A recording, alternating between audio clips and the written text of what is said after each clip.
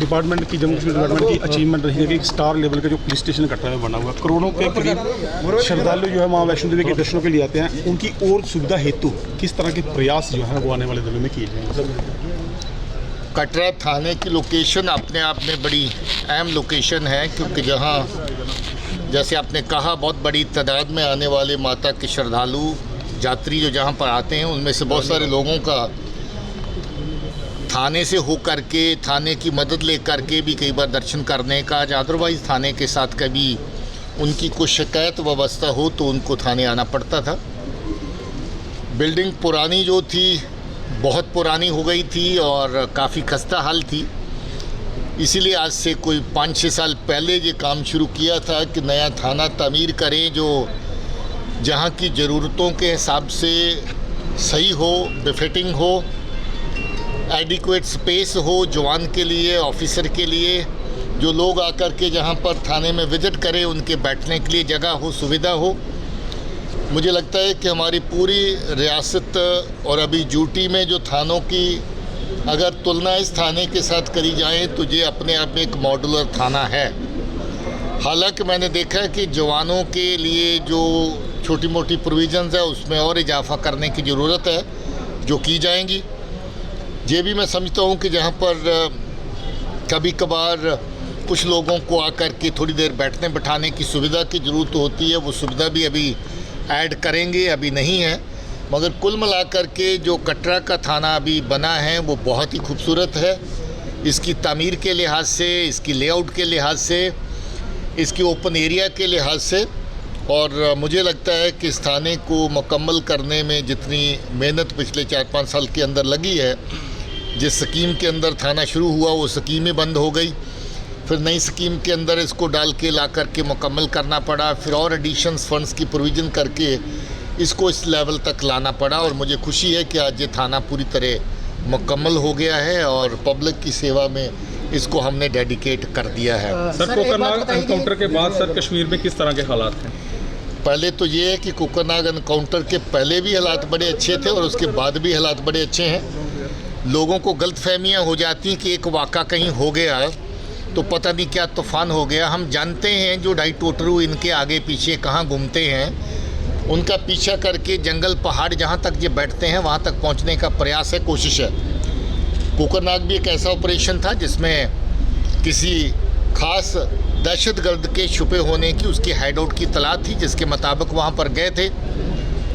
और ये अनफॉर्चुनेट था कि कभी जब आप पहुँचते हैं तो दुश्मन पहले ही ताक में होता है और आप लोग पूरी तरह से उस जगह से वाकिफ़ नहीं होते हैं। और इत्तेफाक ये है कि पहले फायर कौन करता है। अगर पहले फायर आतंकी ने किया तो आपका नुकसान है, और अगर पहले फायर आपने किया तो आप आतंकी को ढेर करेंगे।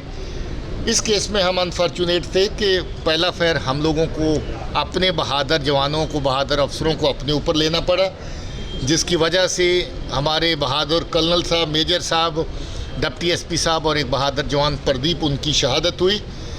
ये कोई छोटी बात नहीं है कि आप दुश्मन का पीछा करने के लिए ख़तरे को जानते हुए फिर भी ख़तरे की परवाह न करते हुए ऐसी जगह पे पहुँचें और दहशतगर्द को मारने का या दहशतगर्दी का सफाया करने की कोशिश में अपनी कंट्रीब्यूशन दें।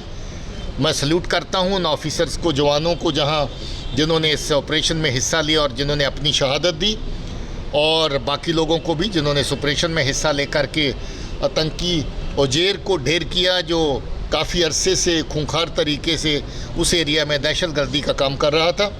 मुझे लगता है कि ये एक कामयाब ऑपरेशन था।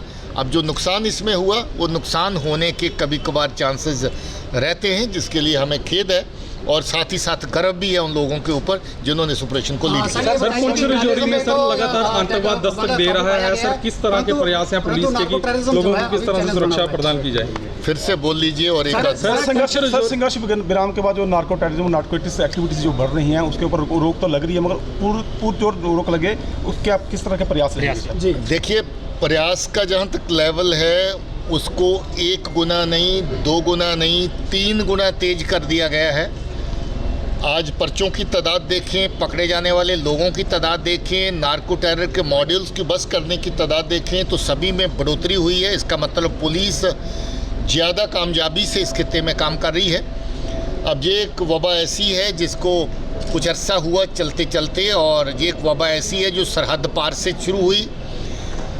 ये एक ऐसी चीज़ है जिसमें दहशतगर्दी को फ़रोग़ देने के लिए भी पाकिस्तान में बैठी जो एजेंसीज़ हैं वो इसको एक जरिए के माफ़िक इस्तेमाल करती हैं। हमने उन सारे नेक्सस को भी ब्रेक करना है। जो लोग इसमें शामिल हैं, चाहे वो जहाँ के हों या स्टेट के बाहर के हों, उनको भी इसके दायरे में लाना है। हर खित्ते में इसमें बड़ी कामयाबी से काम हुआ है। बहुत अच्छे मॉड्यूल्स बस्ट किए गए नार्को टेरर के, और मुझे उम्मीद है कि इस एरिया में और जो काम हम लोग कर रहे हैं इसमें जल्दी अच्छे से हम लोग नकेल कस पाएंगे। पुंछ राजौरी में लगातार आतंकवाद दस्तक दे रहा है, कितने आतंकवादी और छिपे होने की? पुंछ राजौरी में जितना भी टेररिज्म को फ़रोग़ देने की कोशिश थी उसको बहुत हद तक नाकाम किया गया है। अभी तक 3 कामयाब इनकाउंटर जगह जगह पे हो चुके हैं। रियासी में इनकाउंटर हुआ जिसमें दहशतगर्द मारा गया, दूसरा भाग निकला अनफॉर्चुनेटली, जिसकी तलाश जारी है। राजौरी में 2 जगह पे पहले पुलिस चौकी ख्वास ने जो ऑपरेशन किया बड़ा कामयाब ऑपरेशन था, दूसरी जगह पे भागता हुआ दहशतगर्द जो जख्मी था वो मारा गया। मुझे लगता है कि वहाँ पर फोर्सेस को, पुलिस को अच्छी कामयाबी मिल रही है। जितने लोग वहाँ से इन्फिल्ट्रेट करके आए हैं उनका सफाया किया जाएगा। सर, जम्मू कश्मीर में कितने आतंकी एक्टिव हैं, चाहे वो फॉरेनर या लोकल है? गिनती जो होती है इसमें ज़्यादा पढ़ने की ज़रूरत नहीं, क्योंकि ये डायनामिक फिगर है। मगर आज की फ़िगर जो है वो बिल्कुल लोएस्ट लेवल पे आ चुकी है, और इसमें लोगों का बहुत बड़ा सहयोग है। पुलिस और फोर्सेस मिलकर के अच्छे तरीके से जो है इस दिशा में काम कर रही हैं।